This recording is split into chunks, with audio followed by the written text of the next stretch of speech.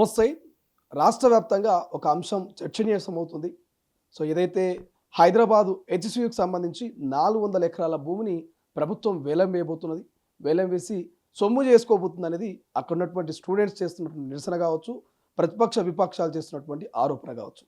So, తాజాగా బండి సంజయ్ స్పందించుండి నిన్న హెచ్‌సీయూకి సంబంధించి అక్కడ డోజర్లు పెట్టి క్లీన్ చేస్తా ఉంటే స్టూడెంట్స్ అంతా కూడా నిరసన వ్యక్తం చేశారు.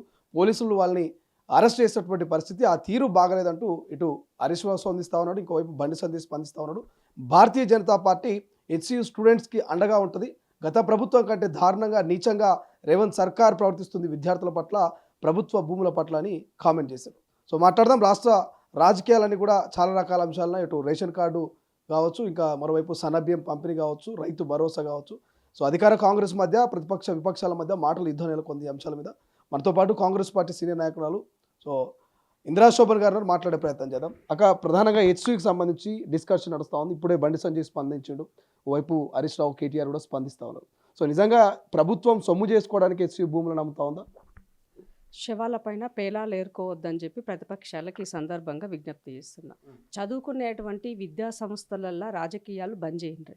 సో అవి వదిలేసి మీరు రెచ్చగొట్టేటువంటి రాజకీయాలు ఇవాళ కేంద్రంలో అధికారంలో ఉన్నటువంటి భారతీయ జనతా పార్టీ ఈ రాష్ట్రంలో మొన్నటి వరకు కూడా సంవత్సరం క్రితం వరకు అధికారంలో ఉన్నటువంటి బీఆర్ఎస్ పార్టీకి ఈ 400 ఎకరాలు ఎవరి చేతిలో ఉన్నాయి, ఎవరి ఆధీనంలో ఉన్నది, ఆ మాత్రం సోయి లేకుండా మీరు ప్రజాప్రతినిధులని అడుగుతున్న ఇద్దరిని నేను. ఇవాళ మీరు రాత్రి రెచ్చగొట్టి పిల్లలతోన మీరు వాళ్ళని గాయి గత్తర చేసి వాళ్ళ కేసుల పాలు చేయడంలో దీని ఉన్నటువంటి ముఖ్య ఉద్దేశం ఏంటి? సో ఇవాళ ముఖ్యంగా ఇవాళ సర్వే నెంబర్ 25 షేర్లింగంపల్లికి రిలవెంట్గా ఉన్నటువంటి ఆ ల్యాండ్ అన్నది 21 సంవత్సరాల క్రితమే అది అంటే ఉమ్మడి ఆంధ్రప్రదేశ్లో ఒక ప్రైవేట్ ఆర్గనైజేషన్కి ఇచ్చారు. ఆ తర్వాత కోర్టులో కేసులు వేసి గెలిచి ఇవాళ కాంగ్రెస్ ప్రభుత్వ భూమిగా దాన్ని తీసుకోవడం జరిగింది. ఇవాళ ప్రభుత్వ భూమిగా వచ్చినటువంటి దానిని మనము దాన్ని హర్షించాలి తప్ప ఇవాళ దానిని నిరుపయోగంగా వేరే దానికోసము ఉపయోగించే దానికోసము ఇల్లీగల్ యాక్టివిటీస్కి ఏదో చేస్తున్నారనే విధంగా మీరు ఇవాళ దానిని రెచ్చగొట్టి అక్కడ ఉన్నటువంటి స్టూడెంట్స్ పైన చేయడం అనేది సరి అయినది కాదు. ఫస్ట్ ఆఫ్ ఆల్ అక్కడ ఉన్నటువంటి అంటే డెవలప్మెంట్ యాంగిల్లో అక్కడ ఉన్నటువంటి 400 ఎకరాలు సర్వే నెంబర్ 25లో ఈ ఒక గుంట భూమి కూడా యూనివర్సిటీకి రిలవెంట్గా ఉన్నటువంటిది కాదు. అందులో భాగంగానే అక్కడ సరస్సులకు సంబంధించినటువంటి వాటికి కూడా ఎకానమీ ఎన్విరాన్మెంట్ గురించి కూడా ఏదో మాట్లాడుతున్నారు. సో వాటిని కూడా ఎక్కడ డిస్టర్బ్ చేయకుండా, వాటి యొక్క ఎలాంటి ముప్పు కలగకుండా అక్కడ ఉన్నటువంటి ల్యాండ్ని చాలా సేఫ్గా ఇవాళ ఈ ప్రభుత్వం ఒక ప్రెస్టేజ్ ఇష్యూగా డెవలప్మెంట్ యాంగిల్ వైపుకి వెళ్తున్నది. సో ఇవాళ కాంగ్రెస్ కాంక్రీట్ జంగల్ చేసేందుకే అక్కడ హెచ్‌సీయూ 400 ఎకరాల భూమి మీద కన్నేసింది అనేది ప్రధాన ప్రతిపక్షాలు చేస్తున్న కామెంట్. నిజంగా కాంక్రీట్ జంగల్ చేయబోతుందా కాంగ్రెస్? ఇప్పుడు కాంక్రీట్ జంగల్కి ఏం చేస్తుంది, ఏం జరగబోతుంది అన్నది కేంద్రంకి ఇప్పుడు ఫర్ ఎగ్జాంపుల్ అది వాళ్ళు చెప్పిన దానిపైన మనం కాసేపు మాట్లాడదాం. సెంట్రల్ గవర్నమెంట్ ఆధీనంలో ఉన్న భూమి సెంట్రల్ యూనివర్సిటీకి సంబంధించింది అయ్యి ఉంటే భారతీయ జనతా పార్టీ కేంద్రంలో అధికారంలో ఉంది కదా, మీ దగ్గర పత్రాలు ఉంటాయి కదా, మీ దగ్గర ఎన్ని డీటెయిల్స్ ఉంటాయి కదా, దీనిని పైన మీరు లీగల్గా ప్రభుత్వ పరంగా డైరెక్ట్గా మీ పిఎంఓ నుంచి అడగొచ్చు ప్రభుత్వాన్ని. కానీ అది వదిలేసి ఇక్కడ కేవలం రాజకీయ కోణంలోనే మీరు ఆటాడుతున్నారు.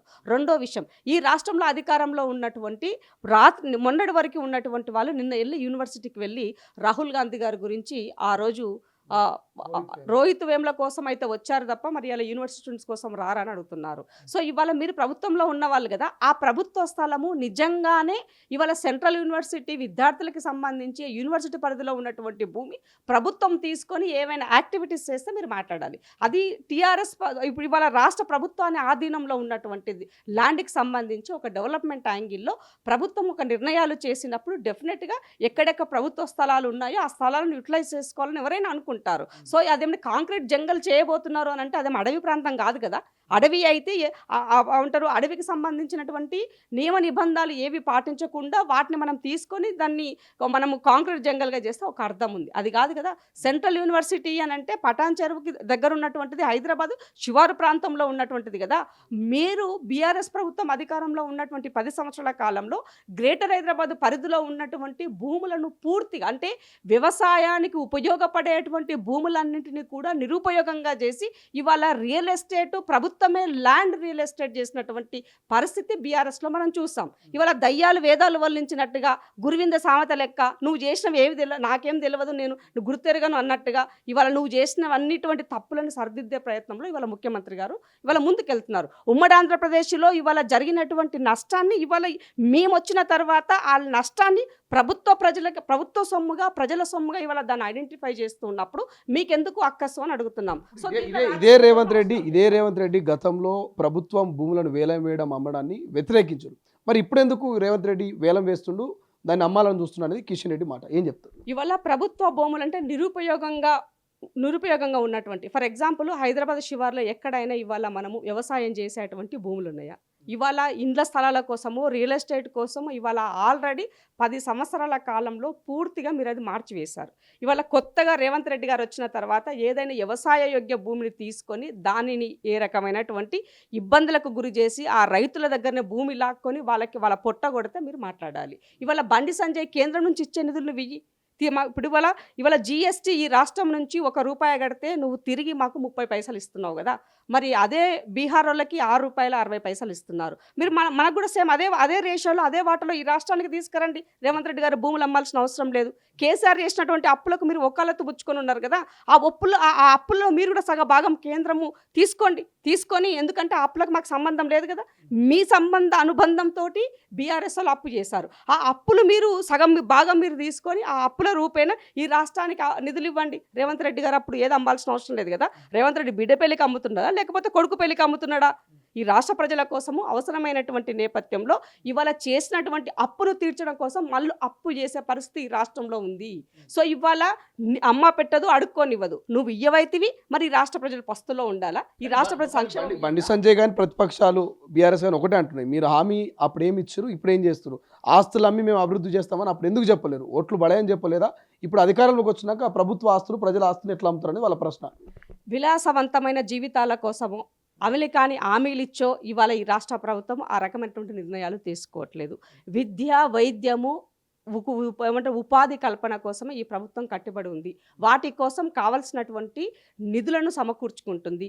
ఆల్రెడీ ఇండస్ట్రియల్ పేరుతోటి 2,10,000 కోట్ల రూపాయలు వివిధ దేశాలను తిరిగి ఇవాళ మనం అవి తెచ్చుకున్నాము. అవి ఇంకా మనకు కన్స్ట్రక్టివ్గా కావాలంటే కొంత సమయం పడుతుంది. అప్పటి వరకు పస్తులు వండవటం కదా మన ప్రజలని. కాబట్టి ఆటోమేటిక్గా ఉన్నటువంటి వనరులు ఉపయోగించుకోవాల్సినటువంటి అవసరం ఉంది. మరి ఇంత ప్రేమ ఉండి వల్లగాచేటోళ్ళు, ఇంత ప్రేమ మీకు ఈ రాష్ట్ర ప్రజల మీద ఉంటే ఇవాళ మీరు క్షమాపణ చెప్పండి కేంద్ర రాష్ట్ర ప్రభుత్వాలు. మా తప్పిదం వల్లనే కేంద్రం యొక్క సపోర్టుతోనే కేసీఆర్ అప్పులు చేసి ఉన్నాడు కాబట్టి ఈ రాష్ట్ర ప్రజలకు ఈ పరిస్థితి ఏర్పడ్డది. దీనికి మేము క్షమాపణ చెప్తున్నామని చెప్పేసి బండి సంజయ్ గారిని, కిషన్ రెడ్డి గారిని చెప్పమనండి.